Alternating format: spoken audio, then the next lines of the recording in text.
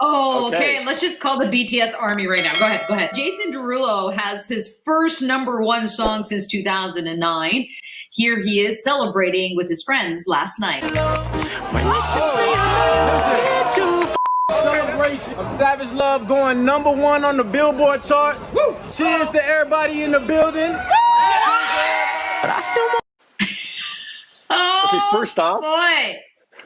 First off, even before we get into BTS and Jason Derulo, everyone's commenting right now. What was going on in that restaurant situation that no one's wearing masks and there's all these people together? I'm assuming that's LA. I'm not sure where Jason lives, but I'm assuming it's LA. But yeah, not a great situation to be doing right now, wherever he was. Maybe he's in Florida, but either way, yes, first off, those people should not be all together, not wearing masks. So yeah, put that. Yeah, it's not in Toronto. Yeah. This is it's so interesting because he released the music, I guess it was 5 months ago, Savage Love. It didn't hit #1. And then the BTS does a remix and it just exploded his song. So after that tweet and him getting all these remarks from the fans of BTS, he decided to actually put something out to say, thank you to BTS for what they did. Big mistake by Jason.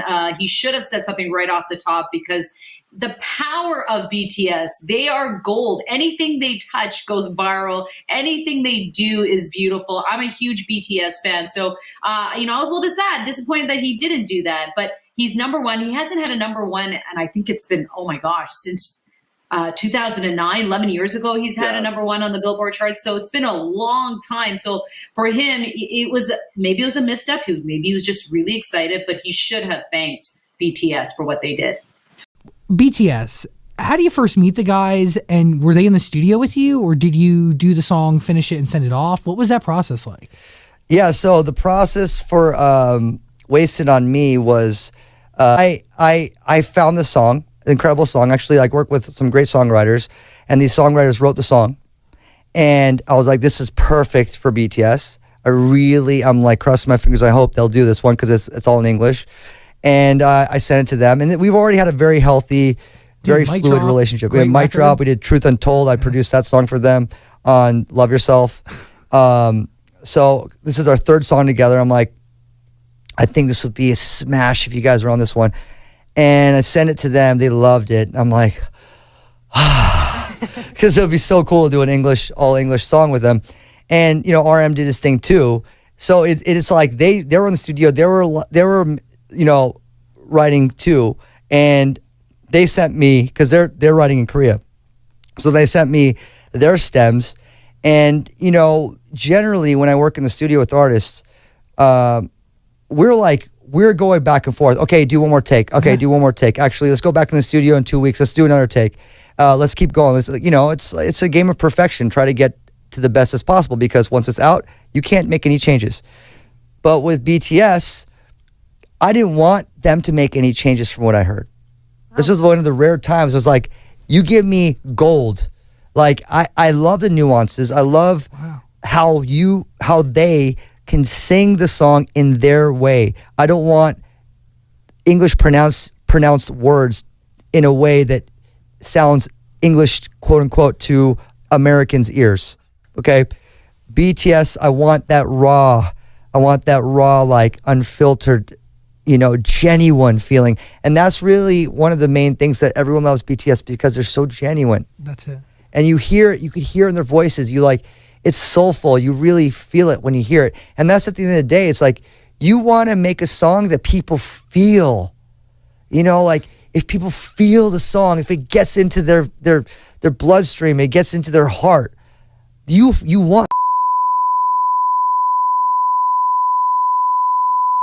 Boy, I was going to ask how the whole BTS experience is going. Oh, gosh. Their fans, how are they treating you? The fans are awesome. The ARMY are great. They're the most beautiful human beings. They're so awesome. Also, they're so poorly represented in culture as these fangirl, crazy, mindless. And they're the opposite. They're intelligent, they're funny, they're tasteful, they're charitable. It's so crazy. They are really kind, strategic, intelligent individuals. Yeah. Who really, they're the main promotional vehicle of BTS, to the point where they were buying billboards for them in major cities. I know. I know. I've never seen anything like it. It's really remarkable. It's crazy. It's really remarkable. They wanted to say thank you to me for something, and they organized something charitable in my name. That's awesome. And they were like, they were like, what should we do for Halsey to say thank you? Like, should we stream her song? Should we this? And they're like, nah, she doesn't care about that stuff. Let's donate to a charity in her name. And like organized this whole thing and then like did this like charitable thing for me. And they were like, this is our way of saying thanks, Halsey. Like, thanks. And I was like, That's spectacular. and part of me was like, why isn't everyone's fans doing this? Can you imagine if everyone's fans thanked them by organizing charity in their name? By helping others? What a better place this world would be. And it's just like, I don't know. They just get it, man. They just get it. Like, they're funny. Their memes are like timely and like current and creative, and like the fandom is full of like incredible graphic designers and incredible artists, and there's just like constantly this fan generated content that's like keeping this whole subculture alive daily.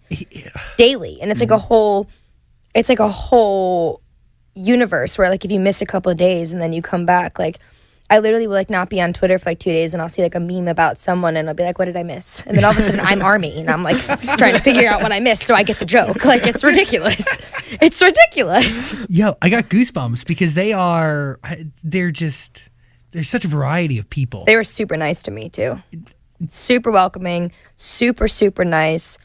It was obviously a very intimidating thing getting involved with BTS because you know the power of Army and like, you know how protective they are, and rightfully so, because this is a band that has been like taken advantage of in many ways.